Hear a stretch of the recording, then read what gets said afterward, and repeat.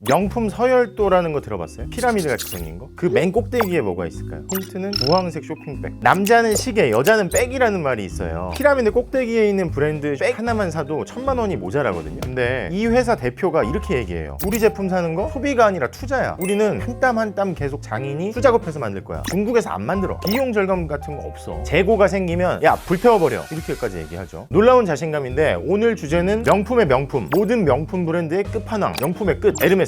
왜 이렇게 비쌀까요?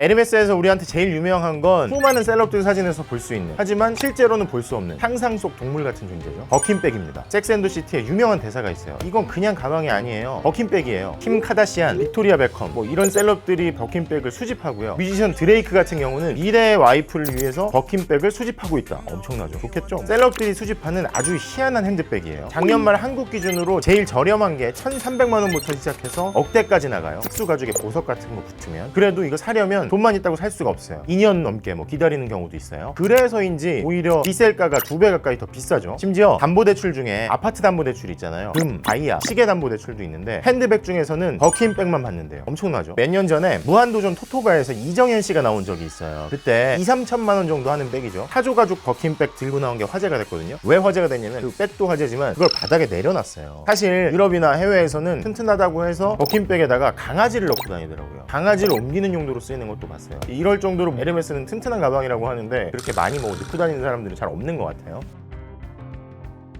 아무튼 왜 비싸냐? 에르메스 백은 장인이 처음부터 끝까지 혼자서 가금질을 해가지고 한 땀 한 땀 손으로 만드는 거예요. 기계도 쓰지 않아요. 미싱 같은 거 안 쓰는 거죠. 효율적인 분업 기본적으로 없어요. 에르메스 장인이 되려면 3년 동안 에르메스 학교에 다녀야 되고 그 뒤에 2년의 수련 과정을 따로 거쳐서 또 2년 이상의 경력을 쌓아야 돼요. 최소한 7년에서 10년 정도의 경력이 있어야 에르메스 백을 만듭니다. 말 안장 만들 때 사용하는 기법이 있거든요. 새들 스티칭이라고. 바늘 2개를 사용해서 양쪽에서 이렇게 이걸 하면 바느질이 강하게 된대요. 그래서 일반적으로 미싱 기계를 사용할 때보다 튼튼한 가죽 제품을 만들 수 있다고 합니다. 이렇게 수련을 거친 장인이 전 세계에서 최고의 가죽을 찾습니다. 소가죽, 악어가죽, 타조가죽, 구마뱀 가죽 여러 가죽을 찾아가지고 수작업해서 만드니까 가방 하나 만드는데 최소한 18시간에서 48시간까지 걸린대요. 한 달에 한 사람의 장인이 최대 4개에서 5개 정도밖에 못 만든다고 해요. 그리고 그걸 다 만들고 나서 백에 장인 번호랑 생산 연도가 붙고 불량품이 나오면 어떻게 할까요? 태워버립니다. 그리고 프랑스에서만 만드는데 프랑스 어때요? 근로시간이 우리보다 짧고 근데 아까 숙련된 장인이라고 했잖아요. 얼마나 임금이 비싸겠어요. 세계 최고의 장인이 프랑스에서 최고의 재료로 한 땀 한 땀 수작업해서 만드니까 비쌀 이유가 어느 정도 있겠죠. 발렌시아가 신발 같은 거 비롯해서 작년 재작년 유행했던 수많은 명품들이 해외에서 중국 같은 공장에서 만들어가지고 그걸 가져와서 최종 조립만 합니다. 그리고 나서 메이드 인 이태리, 메이드 인 프랑스 마크를 찍죠. 근데 아까 에르메스 백 사려면 2년 가까이 기다려야 된다고 했잖아요. 2년 넘는 것도 있고. 그래서 사람들이 얘기해요. 에르메스도 중국에서 만들면 안 돼요? 해외에서 만들면 안 돼요? 꼭 프랑스 고집해야 돼요? 라고 했더니 CEO가 그랬어요. 우리는 품질이 중요하지 가격 같은 거 신경 안 씁니다. 중국에서 안 만들어요. 우리 프랑스에서 계속 만들 거예요. 그게 더 특별하고 더 비싸도 어차피 사니까. 그리고 불량품 만들어지거나 재고 나오면 태워버리면 됩니다. 진짜로 불에 태워버립니다. 그 이유는 잠시 뒤에 설명할게요. 그러면 이런 걸 누가 사느냐? 삼성전자 이재용 부회장의 전 부인 대상그룹 임세령 같은 분이 뭐 들고 나오는 것도 있고, 아까 얘기했던 셀럽들은 뭐 당연한 거고요. 방송에서 몇 년 전에 한혜진 씨, 한혜연 씨가 나와가지고 왜 이런 명품들은 매장에서 이제 문을 닫아놓고 쇼를 하면 모델이 더 많아요. 새쇼 준비하려고 옷 갈아입으려고 들어가면 옷이 없어요. 이미 다 팔리고 없다는 거야. 수천만 원씩 하는데 살 사람은 많다는 거죠.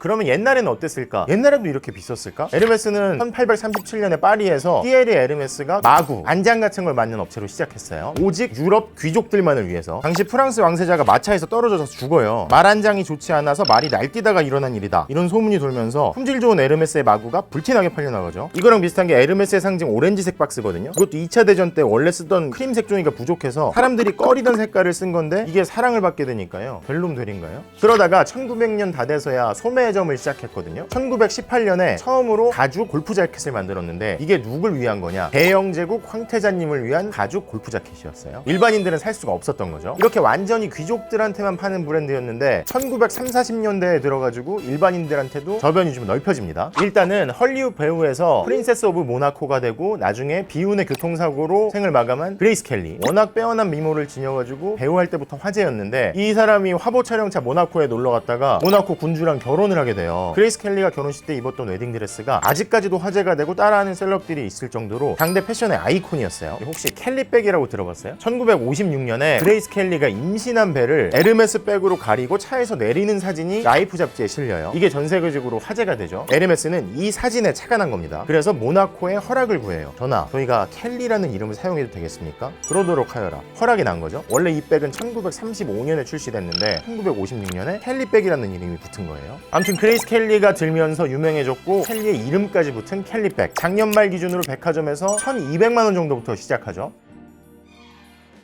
그리고 아까 잠깐 버킨백 얘기로 돌아갈게요. 1984년에 에르메스 CEO가 비행기를 탔어요. 그때 영국의 배우 겸 가수 제인 버킨이라는 사람이 같이 탔어요. 근데 그 가방에 뭐가 되게 많았대요. 그래서 물건이 쏟아지고 그런 거예요. 그래서 에르메스 CEO가 그랬대요. 셀럽 가방이 왜 그러냐, 왜 이렇게 쏟아지냐, 이렇게 얘기를 한 거예요. 가방이 실용적이지가 않고 공간이 부족해요 라고 했더니 CEO가 그랬대요. 가방 내가 만들어 드리리다. 그래서 탄생한 백에다가 허락을 구하죠. 버킨 이름을 써도 될까요? 해서 탄생한 게 버킨백입니다. 공교롭게도 켈리백과 버킨백 모두 당대 패션의 아이콘 셀럽 여성들의 이름을 따서 만들어진 거죠.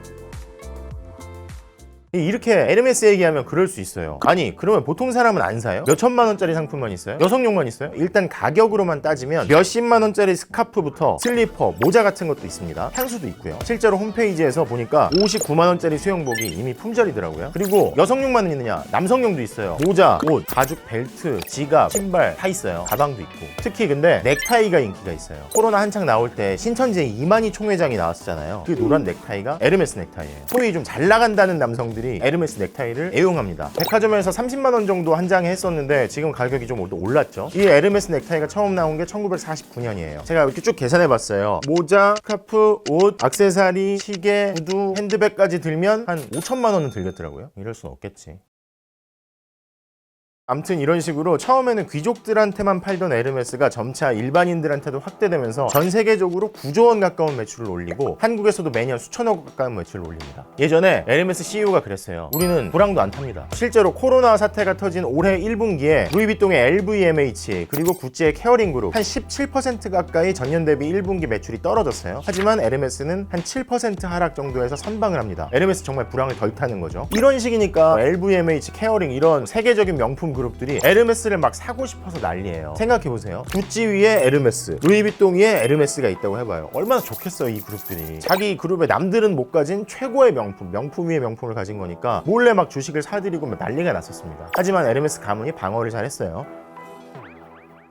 근데 이게 가격을 논외로 친다고 해도 에르메스를 둘러싼 논란이 없진 않아요. 가장 큰 논란 중에 하나가 일단 핸드백 대기 명단입니다. 아까 2년 막 이렇게 기다려야 된다고 했잖아요. 이게 실제로는 이렇게 안 기다려도 되는 건데 일부러 기다리게 하는 거다, 이런 비판이 있어요. 하지만 에르메스는 아까 장인 얘기하면서 그렇게 할 수가 없는 거다. 또 이런 측면도 있어요. 코로나 사태가 한창이던 4월 11일 중국의 락다운이 좀 풀릴 때예요. 중국의 에르메스 플래그십 매장인 광저우 매장에서 락다운이 풀리자마자 하루에만 30억 원 넘는 제품이 팔렸습니다. 옛날에 중국 사람들이 막 에르메스 안 사다가 지금 막 이렇게 막 더 사기 시작하는데 당연히 대기 시간이 더 길어질 수밖에 없는 측면도 있다고 생각해요. 최고의 가죽을 구하려고 동물을 너무 잔인하게 죽이는 거 아니냐. 버킨도 그런 얘기를 했었어요. 여기에 에르메스가 뭐라고 대답했냐면 우리는 그렇게 동물을 죽이지 않습니다. 한간에는 이런 얘기도 있어요. 가죽에 상처를 내지 않기 위해서 동물을 너무 애지중지 키우는 거예요. 악어도 서로 못 싸우게 떼어서 키우고 오히려 얘들한테 동물의 사회성을 너무 떨어뜨리고 이걸 너무 격리시켜서 키우는 거 아니냐. 그래서 문제가 되는 거 아니냐. 뭐 이런 얘기도 있어요. 에르메스는 세일도 없지 않냐, 재고 처리는 어떻게 하냐 하는데 초대장이 있는 거예요. 에르메스에서 VVIP만 모셔가지고 신라호텔 영빈관을 빌려가지고 할인 행사를 합니다. 이게 있는 사람만 인증해서 들어올 수 있습니다. 이렇게 써 있어요. 그러니까 이게 이런 거죠. 남는 제품 직원들한테 일단 팔고 VVIP를 모셔서 판 다음에 그 다음에 남는 제품을 어떻게 하느냐. 아까 어떻게 한다 그랬죠? 이번에도 태워버립니다. 정말 태워버려요. 태워버리는 게 루이비통이나 다른 브랜드들도 그렇게 하거든요. 이게 뭐 아울렛 같은 데 돌아다니거나 일반한테 세일해서 팔리면 우리 가치가 떨어질 거다 뭐 이런 생각도 하는데 사실은 이런 측면도 있어요. 명품의 재고를 태우면 손실 처리가 됩니다. 거기에 해당하는 만큼 세금을 안 내도 되거든요. 세금을 아끼려는 측면도 있는 거예요.